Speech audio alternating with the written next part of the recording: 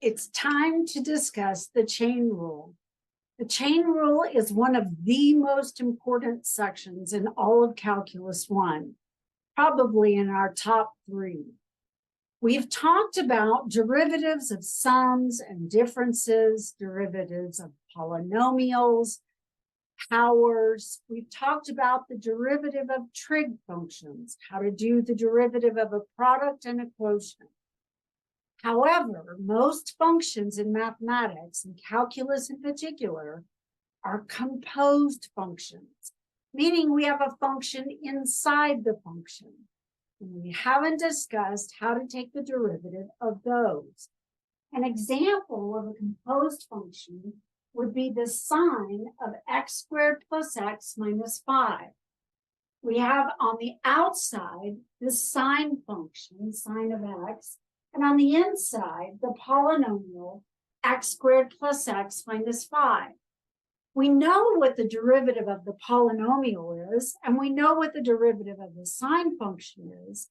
But what is the derivative when you put the polynomial inside of the sine function? This is our job today, to discover what that rule is. This is one of those sections you need to master at the 95% level or above. To be honest, almost every problem you encounter from now on in Calculus 1, 2, or 3 will involve the chain rule somewhere if you have to take a derivative.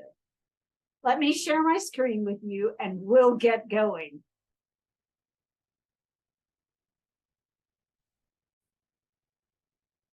So here are the learning objectives for this section.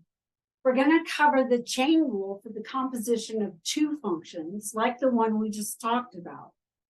Then we're going to apply the chain rule together with the power rule, the product and quotient rules, and any other rules that we've learned thus far.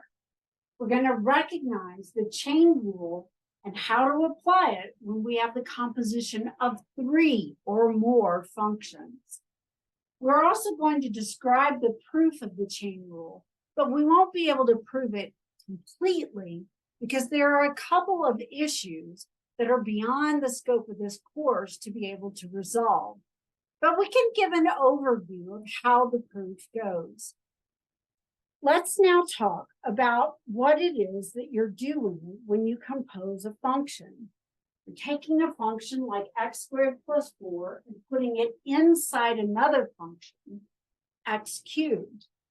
When we do this, we can split these apart into two different functions.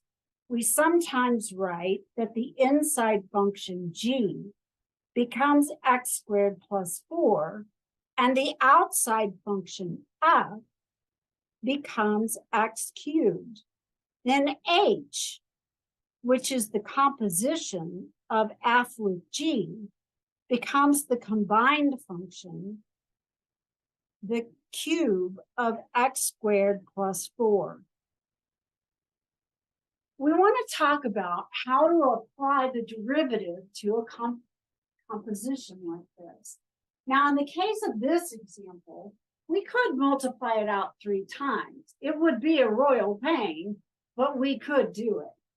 However, that won't work for the example we talked about in the introduction, where we have x squared plus x minus 5 inside of a sine function. You can't distribute that. We wouldn't even want to do it if we had x squared plus 4 raised to the 33rd power. To be frank, I wouldn't want to do it to the 3rd power, much less the 33rd. We need a better method. That method is the chain rule. Let's go ahead and state the chain rule down here. We're going to allow f and g to be functions. We're going to look at the domain of g, where g is differentiable at that value, and f, the outside function, is differentiable at g of x, the value that comes out of the function g. Let's draw a picture that reminds us of the relationship between the domain and the range of a composition. We start with the set over here, which is the domain of G. Inside here, we pull out the ones for which it is differentiable. It may be differentiable for all values in the domain, which with the functions we use is quite common. Then we take something from here, and under the function G, it goes to the range of G. Then when we're looking at this, we want to take the values in here in the range of G that are differentiable for the function f, where we pull these values out and they go to the range of f. In general, what we're doing is we're taking a subset of the domain of G and under the function G get a y value. That y value actually serves as the domain of the f function.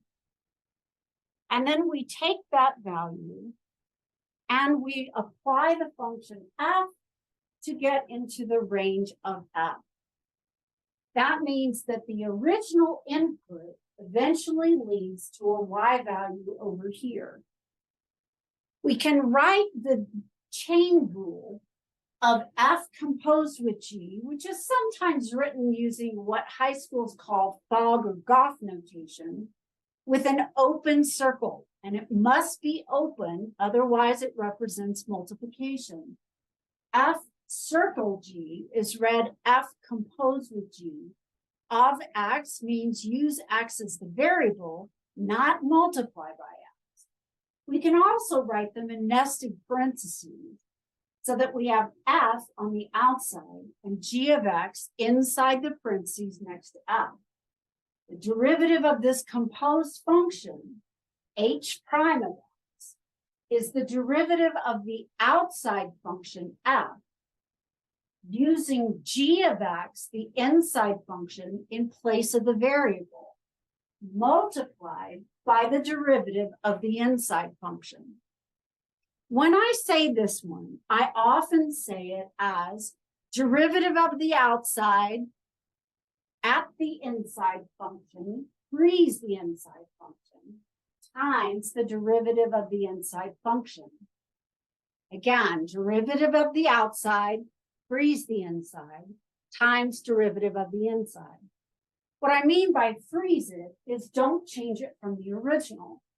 We calculate the derivative of the outside and substitute g of x in place of the variable x. And we multiply that result by the derivative of the inside function. This is the chain rule. The dy dx notation that you see here in the center part is Leibniz's notation. If we think of the outside function as a function of u and the inside function as a function of x, we can represent the derivative of the composed function dy dx using dy du times du dx. Note it's a solid dot, so it represents multiplication. When we do this, again, these are not really fractions. They represent the derivative operation on a function with respect to a particular variable. But here's the genius of Leibniz's notation. They're not fractions, but boy, do they behave like them. You're right. We're going to call and do what's called an abuse of notation. Let me write that down for you so that you're sure you understood me correctly. It is an abuse of notation that says that we can cancel the differentials du and end up with dy dx again.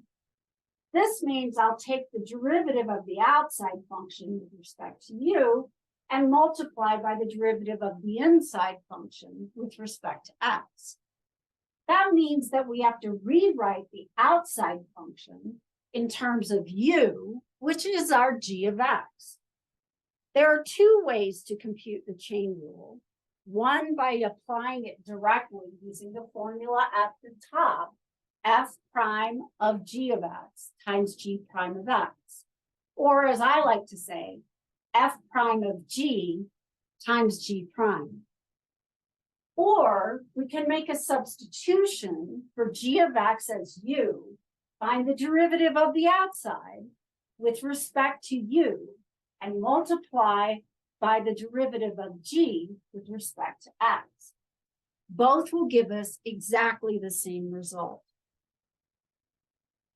Let's now take a look at an overview of the proof. We're going to ignore a couple of issues, such as that g of x might equal g of a for more than one value. Now let's take a look at the proof without proving that it's only one value that approaches g of a. We're going to start with the limit definition of the derivative to the composed function h of x to get the derivative of h at the value x equals a. Again, we take the limit of the difference quotient, and h of x is the composed function f of g. So we have f of g of x minus f of g of a divided by x minus a. We're using the f of x minus f of a form of the derivative.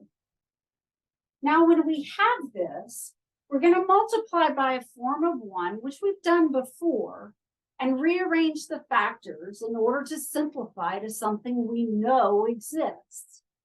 What we do is we take this f of g of x minus f of g of a divided by x minus a, and multiply by g of x minus g of a divided by itself, which represents the number 1. When we do that, we're actually going to swap the denominators. Because multiplication of a fraction is numerator times numerator and denominator times denominator, they're equivalent. In other words, I move the g of x minus g of a under the original numerator of the difference quotient, and I move the x minus a under the numerator of the form of 1 I used. Now, what does this lead to? Sorry, I'm unplugging myself. What we're going to do next is we're going to split the limit of this product into the product of two limits. Remember, that's the limit law for products. Do not apply to derivatives, and don't even think about applying it to integrals. Once we split it up, we get the limit of the composed function minus f of g of a in the numerator divided by g of x minus g of a.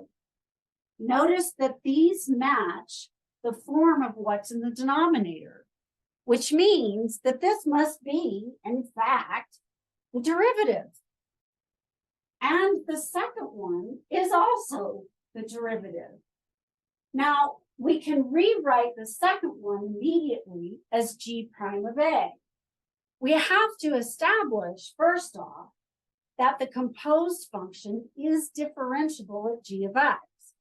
But that was the condition under which we use the chain rule.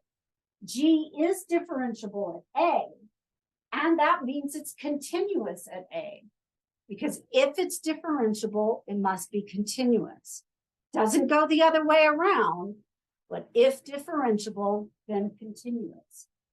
By the definition of continuity, I know that the limit of g of x as x approaches a must be g of a. Has to be defined there. Two-sided limit exists. They have to point to the same y value. I make a substitution that y is equal to g of x, and arbitrarily I pick b to equal g of a.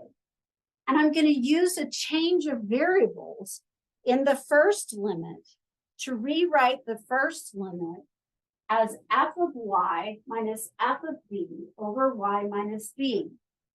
When I make that change, though, notice that the limit, what we're approaching, also changed. In the original, x was approaching a, but as x approaches a, g of x, which is y, approaches G of A, which is B.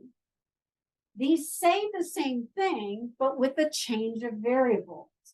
This is, of course, exactly the definition of the derivative, which allows us to write f prime of B is equal to f prime of G of A, since B is G of A. Finally, we put this part back into our formula for H prime, and we get that the derivative of a composed function, f of G of x, becomes f prime of G of A times G prime at A. There are the two forms that we're going to be using and two methods that we can use in order to find the derivative of a composed function. One form is to apply the chain rule, more or less doing most of the work in your head. The danger is it's not written down. If you make a careless mistake, you're not likely to catch it. The other method will actually substitute and write G of x as u, and we'll find the derivative of f with respect to u, and multiply it by the derivative of G, which is u, with respect to x. In this format, you write down everything. It is more likely that you will catch careless mistakes. However, it does slow you down. In mathematics, most mathematicians and engineers and scientists and medical students eventually move from the U form to the do it in your head form. But in the beginning, as you're learning it, I recommend that you use the U form until you're comfortable with the process, and then go ahead and switch to the do it in your head form.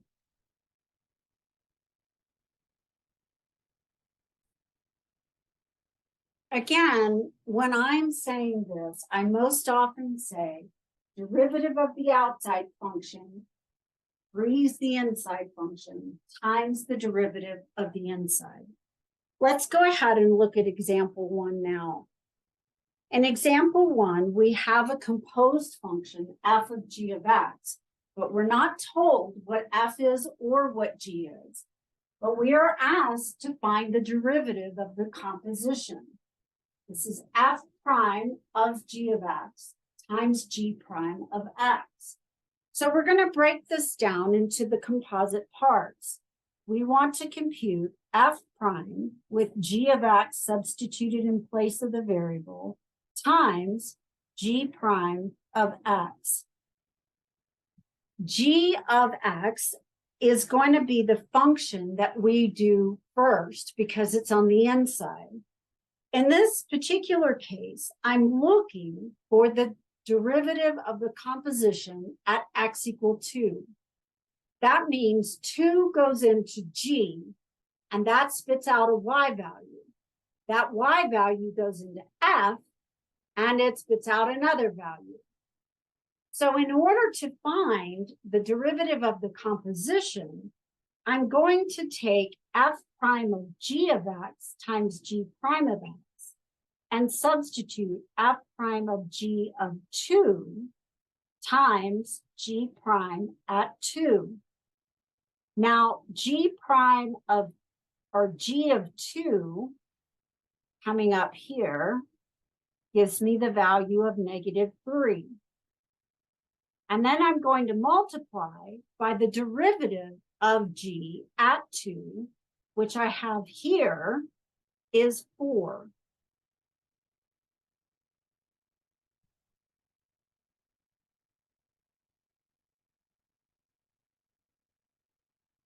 Now, the next thing that I want to do is I want to find the derivative of f at -3, the y value that came out of g when I started with x equal 2. F prime of -3 is given up here to be 7. That means I replace that with 7, and I end up with 28 as the composition's derivative. let's go ahead and talk about separating the composition to apply the chain rule. This is a difficult concept. I know it's hard for students, especially in the beginning. So we're going to take baby steps to learn to pull apart composed functions first, then we'll start applying the chain rule more directly. You won't have many occasions where you'll need to do an example like this, but it is a good learning tool of what the process involves. Let's now look at separating composition. There are sometimes more than one way to separate a composed function. That means the process may look slightly different, but the derivative of the composition should turn out to be the same equivalent value, no matter how you split up the composition. Let's take a look at an example, and I'll show you what I mean by different ways to split up a composition. I could have a function that looks something like x squared plus 1 to the third power. I could say that the inside function, g, is equal to x squared plus 1, and the outside function, f, is something cubed, or x cubed. This would be probably the most natural split of this composed function. However, I could also say that the inside function is x squared, and the outside function is equal to x plus 1 cubed, in which case f itself is a composed function. In this case, x squared would be substituted in place of x to give me the original. There's more than one way, often, to split up a composed function, but choose the most obvious for the easiest way to take the derivative. Now, in order to do that, you need to know what the outside function is and what the inside function is. How did I know, when looking up here, that the obvious way to split it up was to take the outside function as x cubed? One of the ways that you can do that is by playing let's pretend. Let's pretend the value of x is 1. What's the first thing I do? Well, I substitute it in place of x, and then I square it. So I get 1. Then what do? Well, I add 1 to 1 to get 2. Then what do? I cube the 2. What's the last thing you did? I cubed something. That then becomes the outside function x cubed. And all the steps before that are the inside function. This is a very common way to learn to decompose a composed function. Here are some other symbols that you'll want to look for in order to find composition subfunctions. Any sets of parentheses that show grouping but not multiplication. In the example we just did, we had x squared plus 1 in parentheses, but it wasn't showing multiplication. It was grouping the x squared plus 1 together, which makes x squared plus 1 a good inside function. Look for absolute values. What's inside the absolute values, here in blue, becomes a good inside function, with the absolute value providing a good outside function. Arguments to natural log. Here I have the natural log of 2x plus 7. The last thing I do, if I substitute a value for x, is apply the natural log. So natural log is the outside, and 2x plus 7 is the inside. Arguments to trig functions also form good inside functions. Here we have sine of x squared. Sine is the outside function. X squared is the inside function. Things raised to constant powers. It could be a radical power. It could be a fractional power. It could be a negative power. Things in parentheses that are grouped not to show multiplication form good inside functions, and the outside function is something raised to the 13th power. Roots are really just fractional exponents, which makes the radicand, the part under the radical, a good inside function, and the square root a good outside function. Powers on Euler's number, your exponential functions. Let's say I have e raised to the 2x minus 5 power. Then the power 2x minus 5 is a good inside function because the last thing I do is take e to the power. So e to the x is on the outside and 2x minus 5 is on the inside. Fractions often show up in many functions that model real-world situations. When we have a fraction and we can't find any other good u, the denominator of a fraction is often u, more often than the numerator. Again, we're looking for the last thing done by the order of operations, parentheses, exponents, multiplication and division in order left to right, addition, subtraction in order left to right. The last thing done is generally our outside function. Let's practice this skill now on a table I've created of a lot of different functions. Your answers may not match mine exactly, but that's okay, as long as when you take the derivative, you get the same result or something equivalent to what I get. Let's work through the first few together. We want to have 3x plus 7 raised to the 10th. If I were to substitute a value for x, the last thing I do is raise it to the 10th power. So the outside function, what I'll call f, is x to the 10th. Notice that we use an x instead of what is inside. If we want to use the u form, we instead will write this as u to the 10th. When we're looking for the inside function, that's our g of x, which is in fact the u being put into the outside function. Here, 3x plus 7. What about the sine of the quantity x divided by 4? The inside function, g of x, which is u, becomes x divided by 4, and the outside function, f of u, can be written as the sine of u. It could also be written as sine of x. Now let's take a look at the secant of e to the x. On the inside, we have the exponential, which, because it's in parentheses, is done before the secant, which means that u is equal to e to the x, and f of u, the outside function, is the secant of u, which again can be written as secant x. Go ahead and pause the video now and work out the others, and then turn the video back on and we'll compare the remaining examples.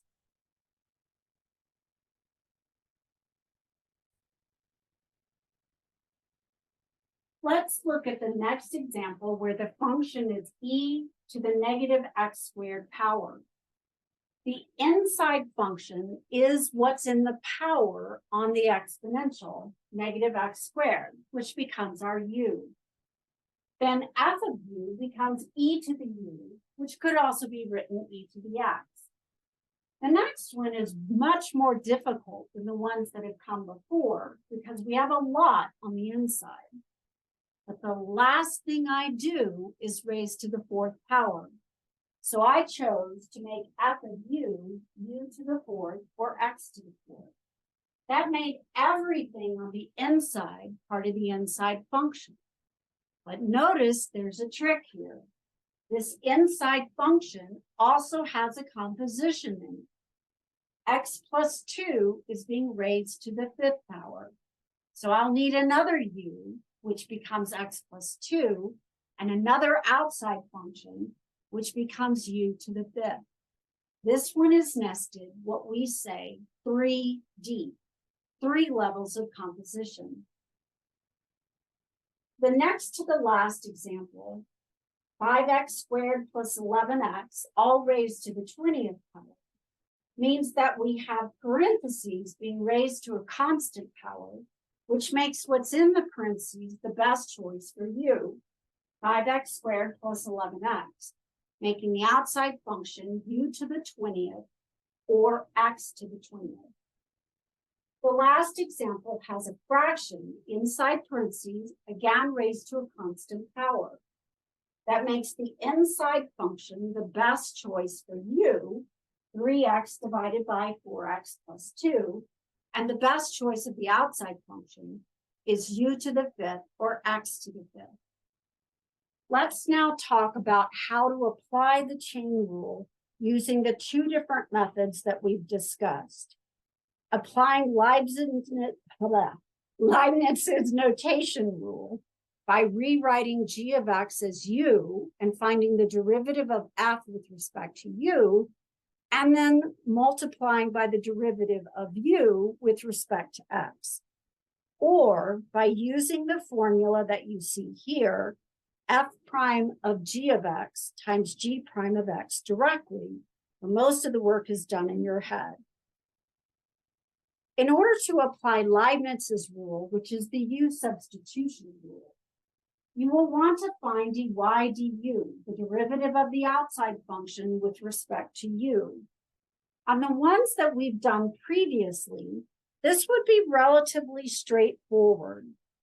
Let's move up now and look at these and write those in a different color, if I can find one. Let's use gray.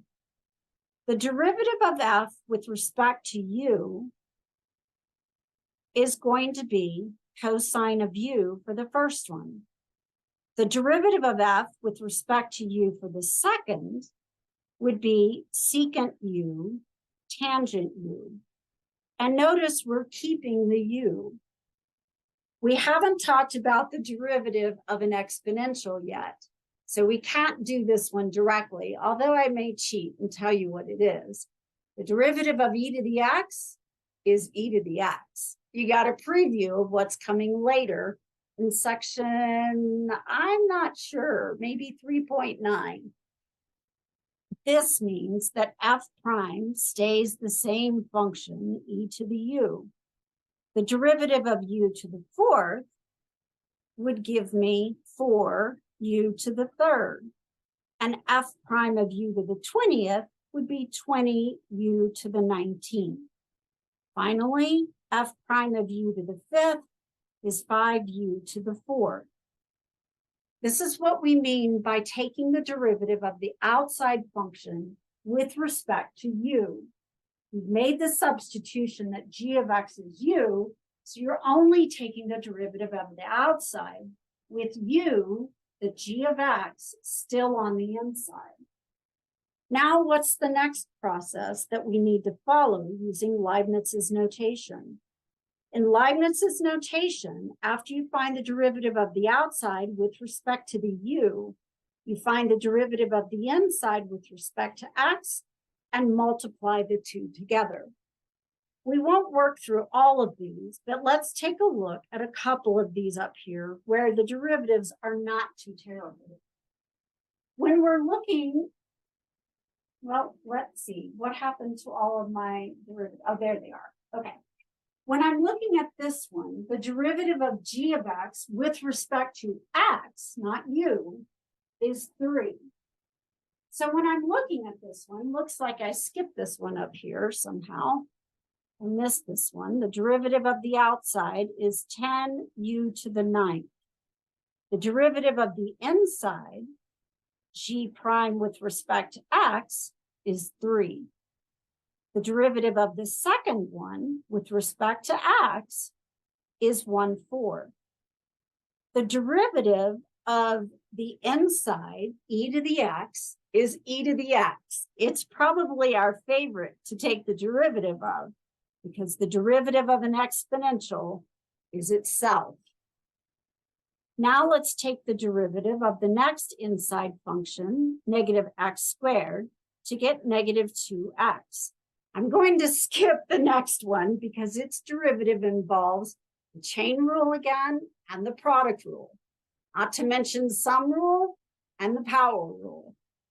We'll take a look at the second to the last, which has a g prime of x equal to 10x plus 11. I'm going to skip the last one as well because it takes more space to do the quotient rule than I have. Now, what does Leibniz's notation tell you to do if you're using the U form? It says, multiply the derivative of the outside with respect to U times the derivative of the inside function. That would give me 3 times 10u to the 9th, or 30u to the 9th. Coming over here, this would mean that y prime is 30u to the 9th. But notice that u is not the variable that y was written in terms of to start. So we back substitute the value of u in the derivative.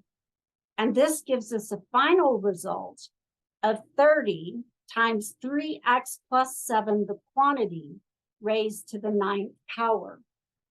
When we back substitute out of u, we can get the derivative of the composition written in terms of the original variable x. The next one would be 1/4 cosine of u, and back substituting the derivative, we would end up with 1/4 the cosine of x divided by 4. We'll have more opportunities to practice this in the coming examples.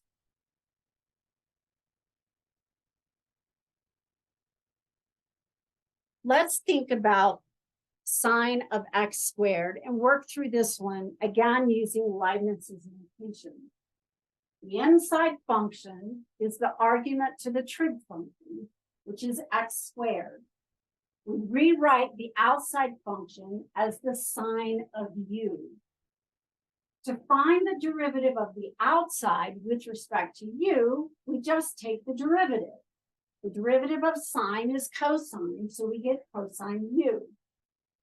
Then we find the derivative of u with respect to x. This gives me the derivative of x squared, which is 2x. Then I multiply the two derivatives together to get 2x cosine of u. Then I substitute the value of u back into the trig function. U was x squared, so I get 2x cosine of x squared. Let's talk about applying the formula directly. The second method is less work in writing it down, but more work in your head. It's more prone to error, but because it's so much faster, it is the preferred method after you've learned the technique of chain rule. Let's walk through what it would look like.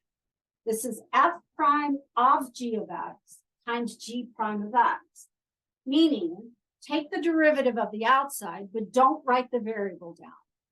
Instead of the variable, replace it with g of x. Then multiply that by the derivative of the inside. Let's now apply this one to the one that we had previously, sine of x squared. I look at this and I split it into the two component parts, sine and x squared. I'm going to take the derivative of the outside, which is sine. I know the derivative of the outside is simply cosine, but I don't write down the variable. Instead of writing the variable, I substitute the inside function in place of the x. So I have cosine of x squared. Then I multiply that by the derivative of the inside. X squared's derivative is 2x. So I end up with 2x cosine of x squared. Yes, it's a lot less work. You can see why this is the preferred method after you learn it. Again, the thought process is take the derivative of the outside, but don't write down the variable. In place of the variable, write the inside function. Then multiply by the derivative of the inside function. That's it in a nutshell.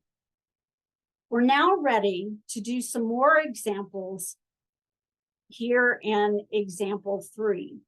It looks like these are exactly the same ones that I did earlier. So we'll return to the previous page where we have everything written out, and we'll go ahead and complete all of them. I'll leave the 2 that I skipped for this page where I have more space. Let's go back to example 2 and finish the ones I have not completed yet. When y is the secant of e to the x, the derivative of the outside is secant u tangent u. The derivative of the inside is e to the x. So for the derivative of y, I have the derivative of the outside, or the inside, e to the x, times the derivative of the outside with the inside substituted in place of the variable. Notice that I moved the derivative of the inside to the front, so it didn't get mistaken for part of the argument to the trig function. What about e to the negative x squared? The derivative of the inside is negative 2x. The derivative of the outside is again e to the u. So I'm going to multiply the derivative of the inside, which is negative 2x, by the derivative of the outside, e to the u, with the original g substituted in place of u. And I get negative 2x e to the negative x squared. Let's do the second to the last one before we move to another page in order to work out the 2 more complicated ones. This is going to give me the derivative of the inside, 10x plus 11, which will need to go in parentheses so that I can multiply the whole thing by the derivative of the outside function, which is 20u to the 19. I replace the u with 5x squared plus 11x and raise it to the 19th power. That one got a little tiny, so I hope you can read it. I would probably rewrite this one as 20 times 10x plus 11 times 5x squared plus 11x raised to the 19th.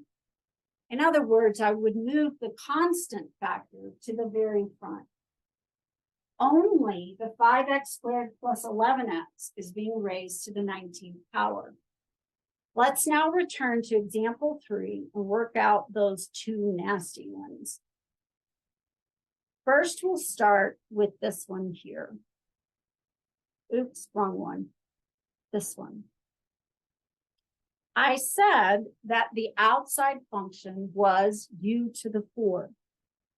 So the derivative of the outside function, f of u, is going to give me f prime of u of 4u to the 3rd.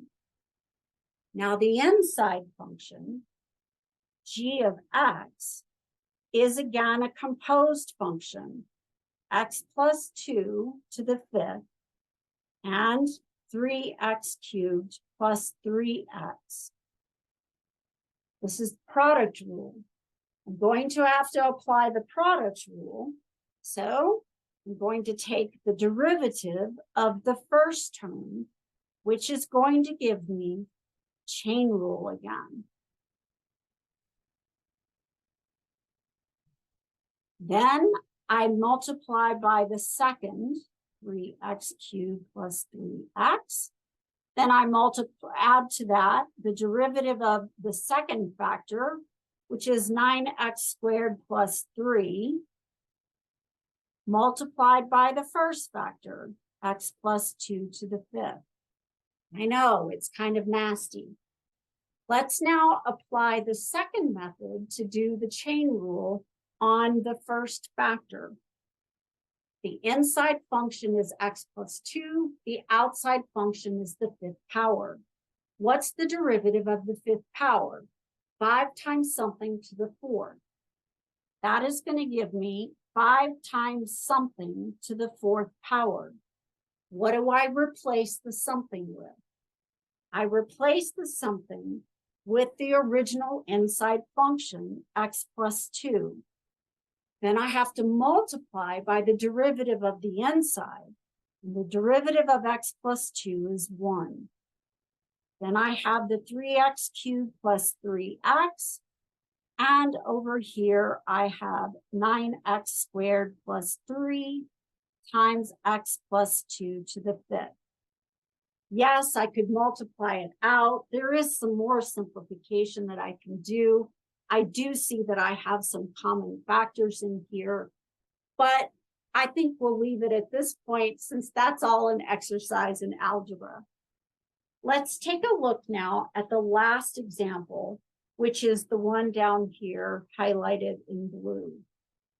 Our function this time is y equal the ratio of 3x to 4x plus 2 raised to the fifth power. Our outside function, f of u, is u to the fifth, and the derivative with respect to u is 5u to the fourth. Our inside function is the rational function, 3x divided by 4x plus 2. Now what we want to do is apply the quotient rule to find the derivative of the inside. G prime will be given by the derivative of the numerator, 3, times the denominator, 4x plus 2, minus, the derivative of the denominator, 4, times the numerator, 3x, all divided by the denominator squared. This simplifies a little bit, though not tremendously. We get 12x plus 6 minus 12x. So in fact, we can cancel the 12x's. This leaves me a 6 over that result in the denominator.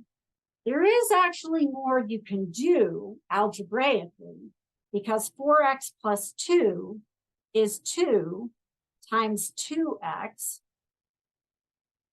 plus 1. And all of that is being squared. If all of it is squared, the 2 is squared and the 2x plus 1 is squared. So this would result finally in an expression for g prime of x to be 6 divided by 4 times 2x plus 1 squared. The 6 and the 4 reduce, and I get 3 divided by 2 times the quantity 2x plus 1 squared. Now I'm ready to put them together into the derivative of the composition. The derivative, y prime, is going to be given by the product of the derivative of the outside at the inside times the derivative of the inside. Make sure, if you're using the u method and Leibniz's notation, that you rewrite u in terms of x.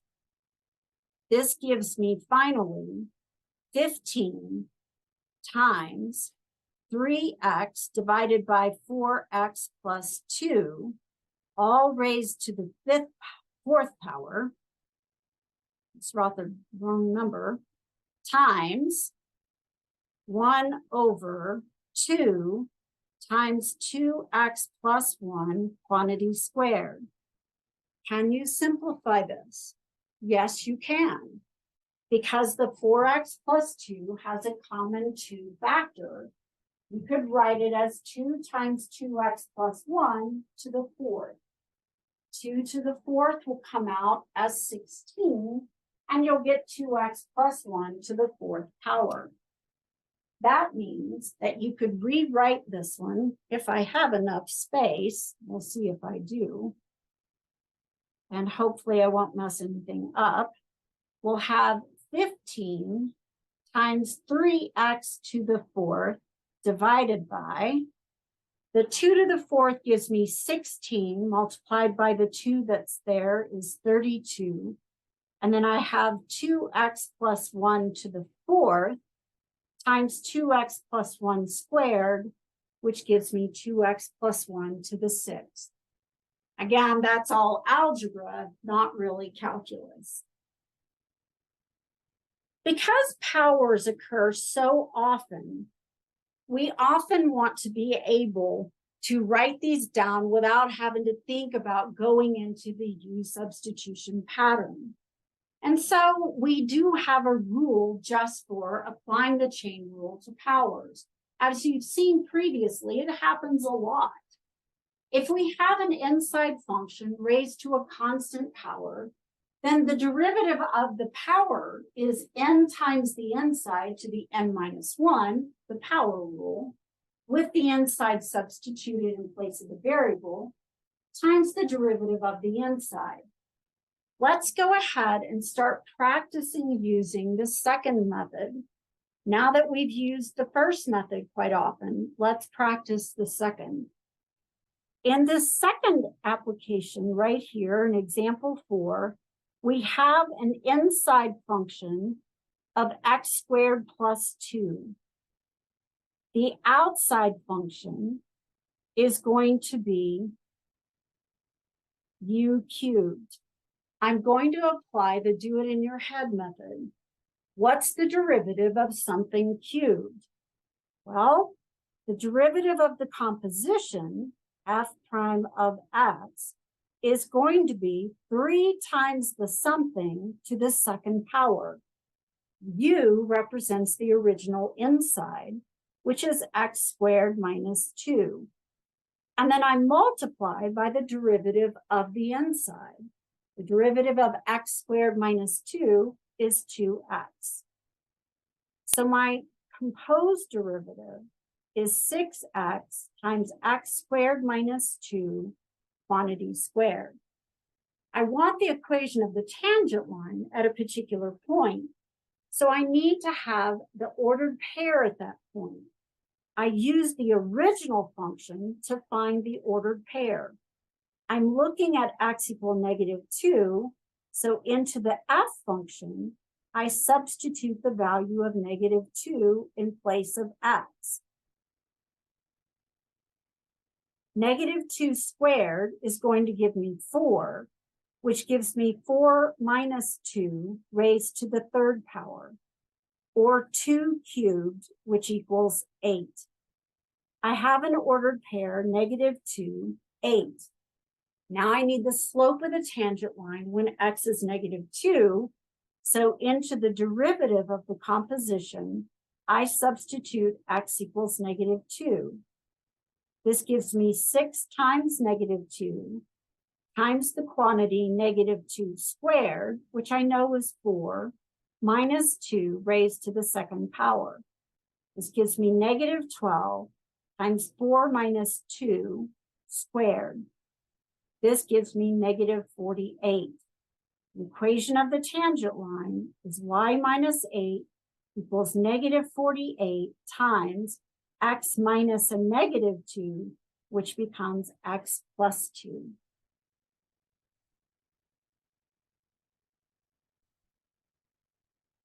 We want to be able to learn our derivative rules with the chain rule already combined. Now, unfortunately, the textbook does not write the derivative rules in this format, so I do not recommend that you use them. The form you need to memorize for the derivatives, now that you know the basic rules, is the U form with the chain rule already built into it, so that you don't have to think so often about how to take the derivative. These are called the U form of the derivative rules, and you can find these on the section page of our learning management system. Here are the trig rules with the chain rule already built in. If we're looking at the sine of u, where u is a function of x, and we want the derivative with respect to x, notice that the u doesn't match the dx, which means we'll have to multiply by the derivative of the inside with respect to x. This is just the chain rule. Derivative of the outside function times derivative of the inside function. The derivative of cosine is negative sine, and again, we multiply by the derivative of the inside. We would say the derivative of cosine is negative sine of u du dx. Du dx represents the chain rule's derivative of the inside function. The derivative of cosecant of u becomes negative cosecant u cotangent u du dx. And the derivative with respect to x of secant of u becomes secant u tangent u du dx. When you take the derivative, it's important that the variable inside the function matches the differential. If it does not, you have to invoke the chain rule. Now let's look at the derivative of tangent of u with respect to x, which is secant squared of u du dx.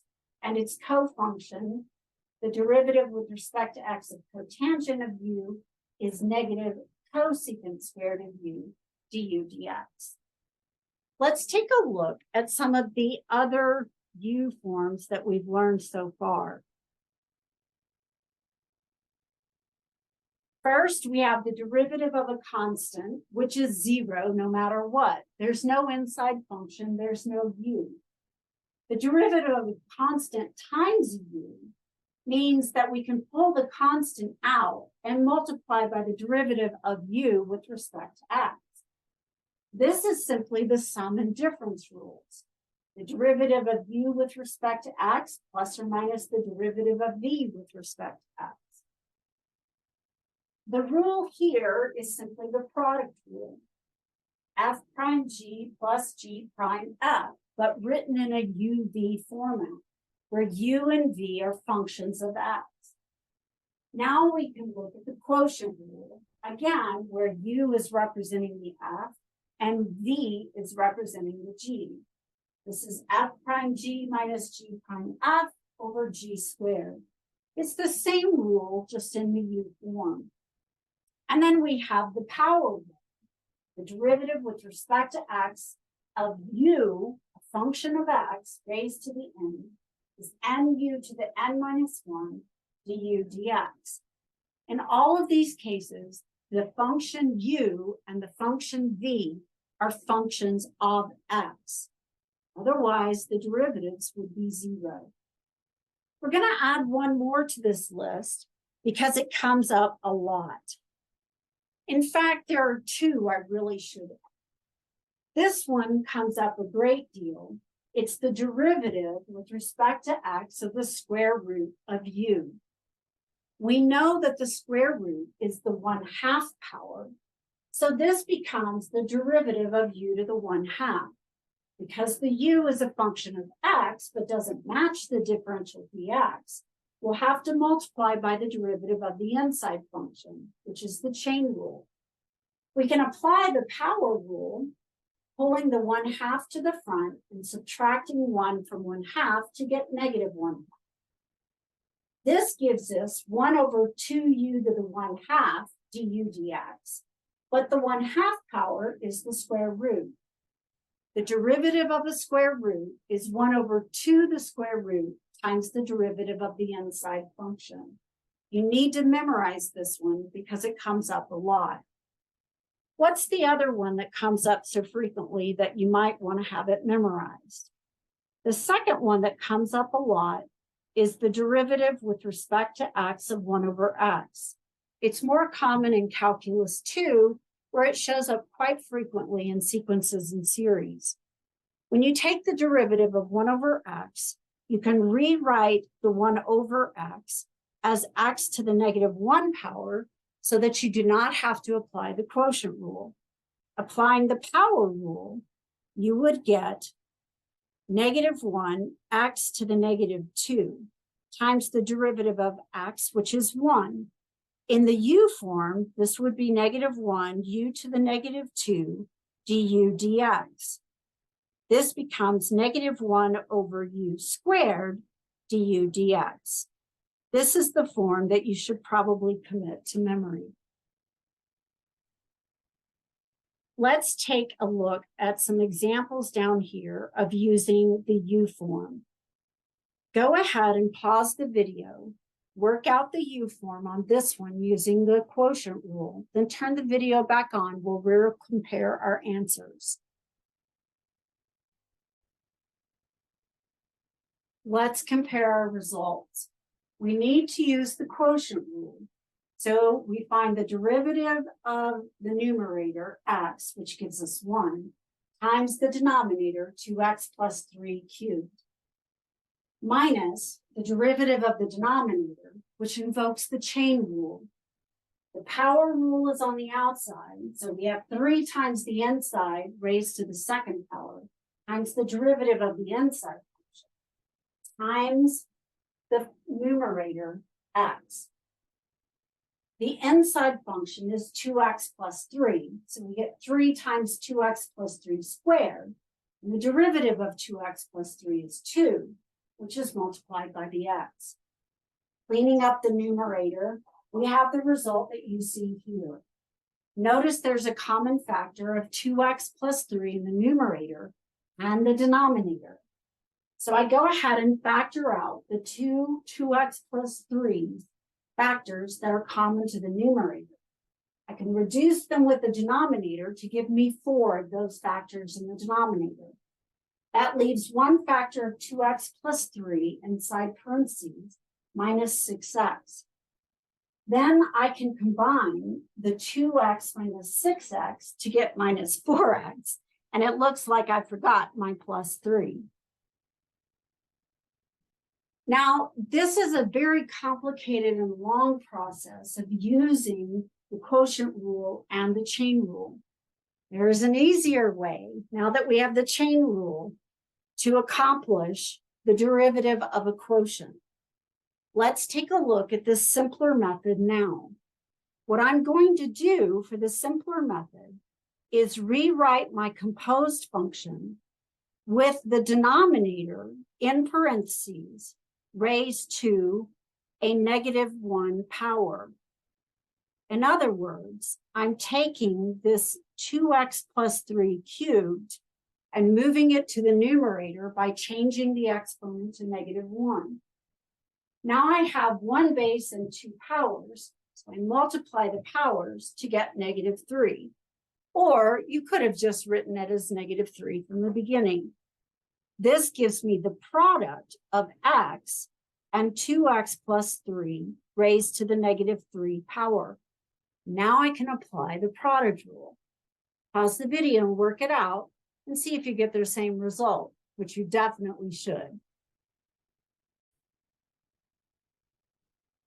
As you can see, I applied the product rule by taking the derivative of x to get 1 and multiplying by the second factor. Then I took the derivative of the second factor by applying the chain rule. First, the power rule on the outside, -3 to the front, reduce the power by 1 to -4. Freeze the inside of 2x plus 3. Then the chain rule of multiplying by the derivative of the inside gives me 2. Finally, multiplying by the first factor, x. This gives me the difference of 2 rational functions. And when I get a common denominator and combine them, I end up with the same result I did before, but with a lot less work. So you're asking, does this mean that I can always avoid the quotient rule? And the answer is, well, I hesitate to say always, but certainly most of the time you can now that you have the chain rule. The last little bit that we want to take a look at is the composites of 3 or more functions. We've typically only had 1, though we have seen an example where we had 3 layers. In this particular case, we want to look at a function where we have nested 3 different functions together. We have g of x inside f, f of g of x inside h. So my k of x is the composition h of f of g of x, 3 layers deep. Could you go 4? Of course. You can go as far as you want to go. You'll see now from looking at the derivative why this is called the chain rule. It develops a chain of factors being multiplied together. We start on the outside and work our way to the inside. We take the derivative of the outermost function, h, and freeze its inside, f of g of x. And we multiply by the derivative of f of g of x. But the derivative is going to invoke the chain rule again. So we take the derivative of f of g of x to get f prime of g of x times the derivative of g of x, which gives us h prime with f of g of x inside times f prime with g of x inside times g prime of x. Yes, it can get a little confusing, but if you go slowly, I think you'll find that it will work out. You're stringing together these different factors by working your way from the outside in. Let's take a look at a couple examples, and then I'll let you practice on your own. Looking at sine to the 6th of x cubed, if I were to substitute a value for x, the first thing I'd do is cube it. This is the argument to the trig function, which makes it a good inside function. Then I would take the sine of it. Well, that means sine of x cubed is also a good inside function, because the last thing I do is raise the whole result to the 6th power. We have 3 layers here. If we have a k of x, which consists of h of f of g of x, then my h of x is x to the 6th. My f, which is in the middle, is the sine of x, and my g, which is the very innermost layer, is x cubed. This is the outside, this is the middle, and this is the innermost. Let's start working our way into the derivative of the composed function by starting with the derivative of h.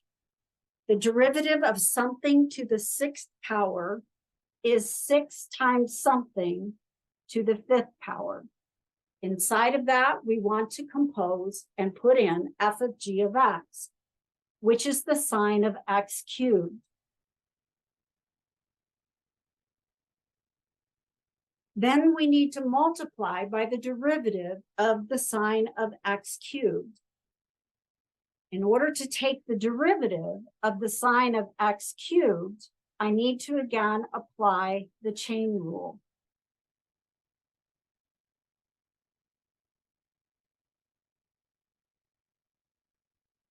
The derivative of sine, the outer function on this part, is cosine.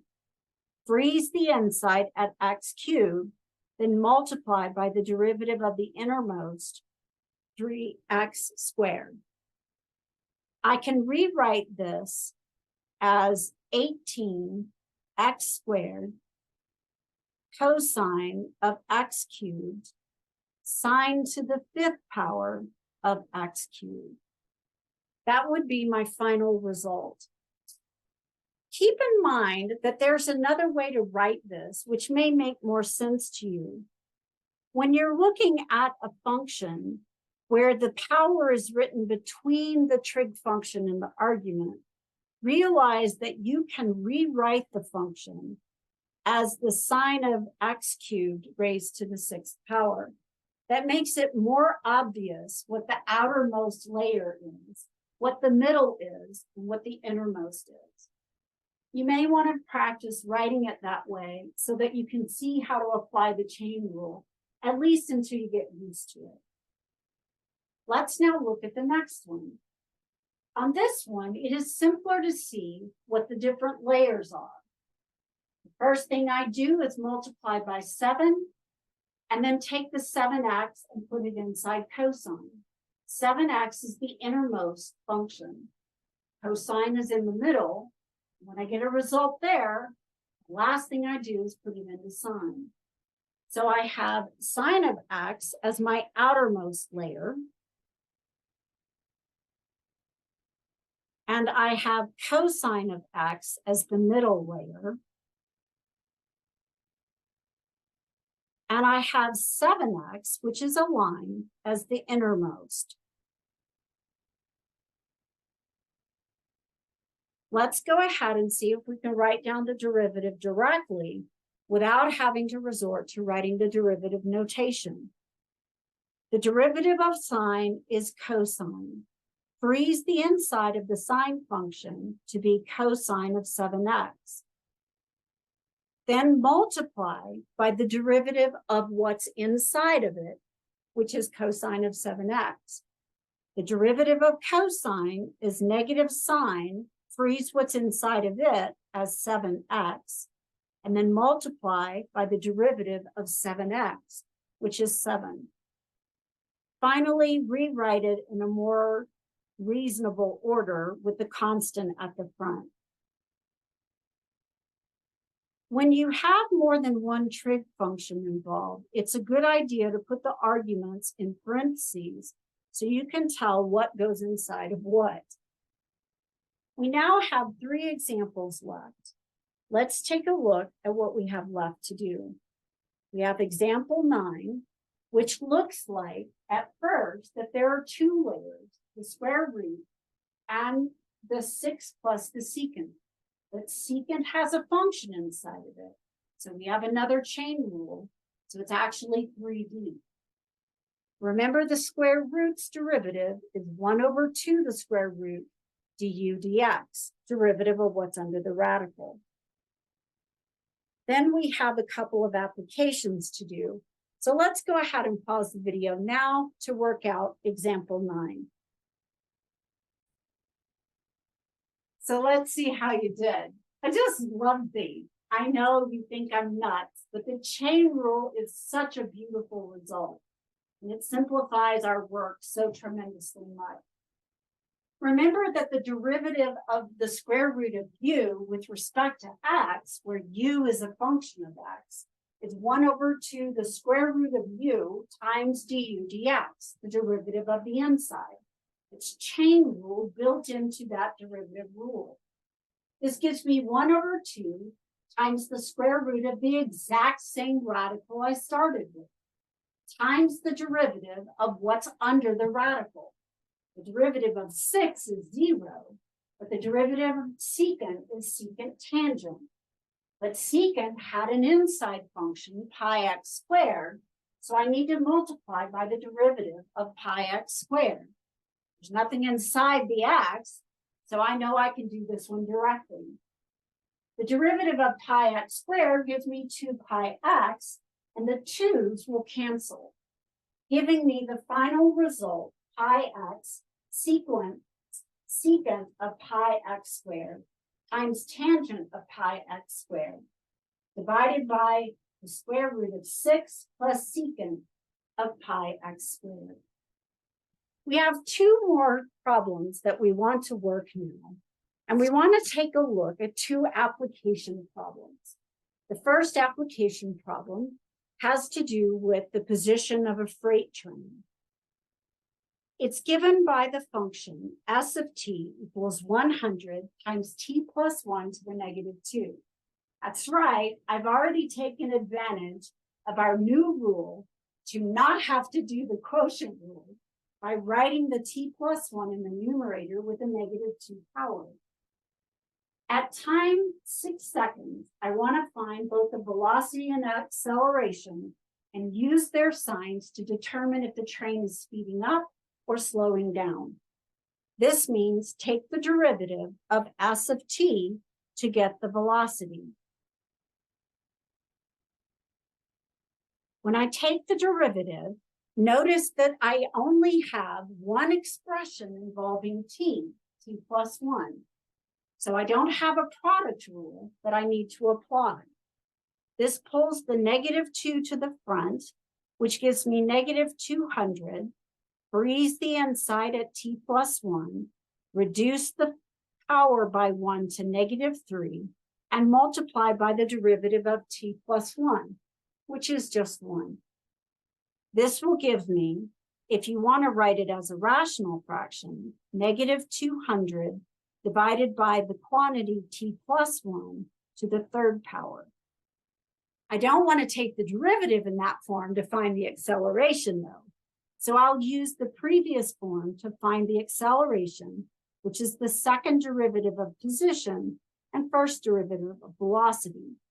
This will bring the negative 3 to the front, which gives me a positive 600 times the quantity t plus 1 to the negative 4 power times 1, which becomes 600 divided by t plus 1 to the fourth power. At t equals 6 seconds, I need to find the velocity and the acceleration.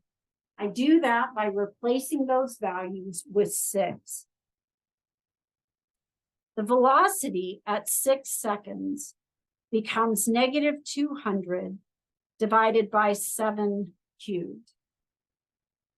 When I look at the acceleration at 6 seconds, this becomes 600 divided by 7 to the 4th. Notice that the velocity is negative, means it's heading in the negative direction. The acceleration is positive. Because one's negative and one's positive, I know the train is slowing down. We have one last example to take a look at, another application problem. Let's now look at example 11. The formula for the area of a circle we know is pi times the radius squared, or pi r squared. Suppose the circle is expanding, meaning that both the area and the radius are getting bigger. And the radius is given by the equation here, 2 minus 100 divided by t plus 7 squared. T is time in seconds. We want to use the chain rule to find the derivative of a with respect to time by taking the derivative of a, which depends on r, dA dr, and multiplying by dr dt. Let's go ahead and write out then what our composed function is. Our composed function, starting with a equals pi r squared, becomes pi times the quantity 2 minus the fraction 100 over t plus 7 quantity squared, all squared. This is our composed function. This is where we want to find the derivatives. Now, if you want to do the derivatives, you can do them in pieces or you can do it all at once. I'm going to go ahead and rewrite this one in a slightly different form that will make it easier to find the derivative. I have the pi, and I'm going to then rewrite the inside instead of as a fraction as 100 times t plus 7 to the negative 2 power, all squared. Because I have two terms inside of the outside square, I cannot, without multiplying it out fully, simplify the exponents. Let's find the derivative of this with respect to t by applying the chain rule. When we do that, we can do it directly to get dA dt by looking at this new function. This is going to invoke the power rule on this outside part that you see here. The 2 is going to come to the front and multiply by the pi, and the power will be reduced to 1. This will give me 2 pi. Freeze the inside, 2 minus 100 times the quantity t plus 7 to the negative 2, now raised to the first, times the derivative of the inside. The derivative of the 2 becomes 0, and the derivative of the next part invokes the chain rule again. This means that I take the power on this part of negative 2 and multiply it by the negative 100 to get a positive 200, freeze the inside at t plus 7, and reduce the power to -3. Then multiply by the derivative of t plus 7, which is 1. If we then go ahead and simplify this as best we can and rewrite it in a different format, we have 2 pi times 2 minus 100 in the numerator and the quantity t plus 7 squared in the denominator, times 200 in the numerator divided by the quantity t plus 7 cubed in the denominator. We could distribute it out, or we could leave it like this. We want to know what the rate at which the area is expanding when t equals 4 seconds. To find that, we substitute 4 into this value, and we come up with a number. In other words, we want to find dA dt when t is equal to 4 seconds. Substituting that in, we have 2 pi times 2 minus 100 over 11 squared, which is 121, times 200 over 11 cubed, which I don't know off the top of my head. When you work this out on your calculator, you're going to get 200 pi over 11 cubed.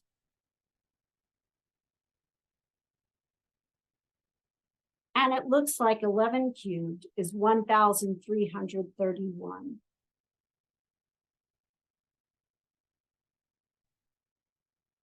This is the rate at which it's expanding.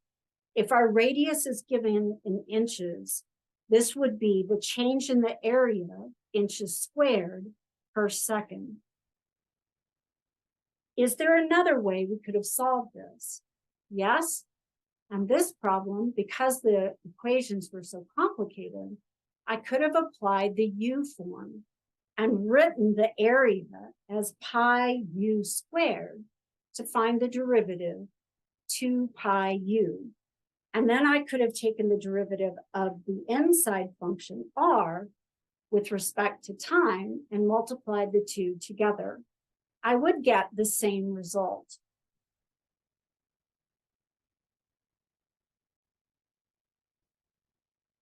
We now want to talk about what we'll be seeing in the next video. This ends the video over the chain rule. Again, I cannot emphasize enough how important it is that you learn the chain rule at 95% accuracy or better. You simply cannot make it very far in calculus if your building block steps are incorrect. You won't get to the more difficult techniques. It's got to be right. In the next video, we're going to be looking at the derivatives of inverse functions. You may remember that if you have a cubic function, the derivative is the cube root function. X squared doesn't have a one-to-one derivative because it doesn't pass the horizontal line test. But its inverse would be a right opening parabola. We can cut off part of the parabola to make it one-to-one, and then we can talk about the inverse function. We want to find a formula for finding the derivative of the inverse. I hope you'll join me there to take a look at the derivative of the inverse. See you soon.